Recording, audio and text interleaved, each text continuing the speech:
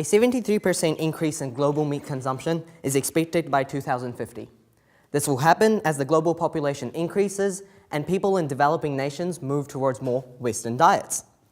The math on the resources required to meet these demands with current farming methods concludes it to be impossible. It suggests that if we do not change the way we farm meat, it won't be long before meat becomes a scarce, expensive, and luxurious commodity. Current meat production is also highly environmentally unsustainable. The livestock industry accounts for about 18% of global greenhouse emissions, which is greater than that of all types of transportation combined. And when we look into New Zealand, these facts are worse.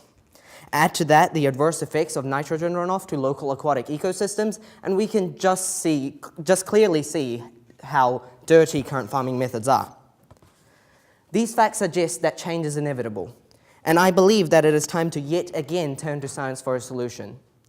Let me introduce you to the idea of growing meat in a petri dish, of which you might have heard of as lab-grown meat, and what is commonly referred to as clean meat. Clean meat is meat grown within a controlled cell culture rather than inside the animal. First, a small needle-sized biopsy is taken from the subject animal. Then the useful cells are isolated and placed in bioreactors within a growth medium. This medium imitates the natural environment of the cells and provides all the necessary nutrients for the cells to continue their cellular processes. This medium essentially tricks the cells to function normally, and most importantly, it makes them replicate. These replicated cells can then be scaffolded and structured with different types of cells to achieve the desired texture, color, and taste. This technology of growing cells in controlled environments is also exactly what is used in the field of regenerative medicine by bioengineers. I believe that if New Zealand focuses on the research and development for the commercialization of clean meat, we will experience an array of social, environmental, and economic benefits. However, without getting into what needs to be done, at this stage I want to focus on why something needs to be done. Firstly, I want to talk about the benefits of clean meat and its commercialization. Clean meat is healthier and disease-free.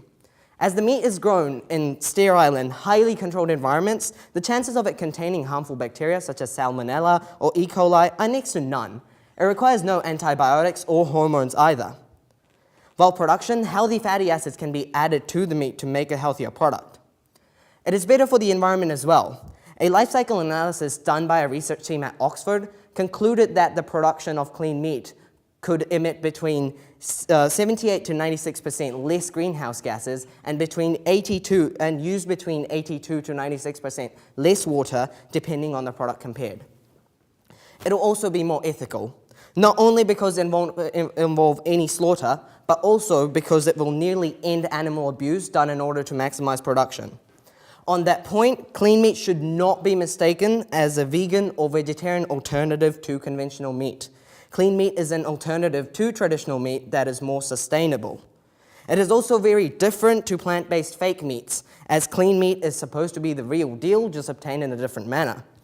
Clean meat will further allow New Zealand to form trade relations with new countries, expanding our economy, and it can be used to provide aid to places where there are very little resources as a source of protein. I believe that these benefits of clean meat help to directly deliver on Sir Paul's ambition for the future of New Zealand. But before we can reap these benefits, we will need to overcome certain challenges. The biggest challenge for the commercialization of clean meat right now is the growth medium. Traditionally, fetal bovine serum is used as a medium. It is obtained by the abortion of a calf, which raises massive ethical questions and is impossible to be used in mass production. Therefore, extensive research is required to create an animal-free growth medium. Now, why us and why now? There are two other major reasons of why we should invest into clean meat. Firstly, our current economy is vulnerable to change in the meat industry. If there is a global trend of moving towards cleaner meat products, which is highly likely considering the global trend of taking more responsible decisions, we will need a highly competent, cleaner alternative to traditional meat in order to keep up. On top of expanding the economy, clean meat will also serve as a safety net in case the market changes. Secondly, we already have the necessary resources required to start researching. We have an abundant supply of source animals and a highly trained fleet of bioengineers. Two globally renowned New Zealand universities already teach biomedical engineering, of which University of Otago already has a research group for regenerative medicine. I would also like to say that commercialization of clean meat should not mean the boycott of traditional farming. Research should still be continued to find ways to make traditional farming more sustainable, as I believe that clean meat will still be a product that helps meet demands due to a shortage in traditional meat for a long time to come. However, saying that, I also believe that one day in the future, slaughter will be considered a very bizarre thing of the past, and cultivating meat will be a norm. Ultimately, clean meat is a decision. Right now, we stand where our path diverges into the future, where we get to decide what happens next. We can choose to follow the path we are on, a path of environmental destruction and economic vulnerability, or we can turn. We can turn on an alternative path that will challenge the fundamental basics of our nation, but will ultimately push us forward a new frontier. This decision is not just mine to make, it is everyone's. So I ask you now, what path will you choose? Thank you.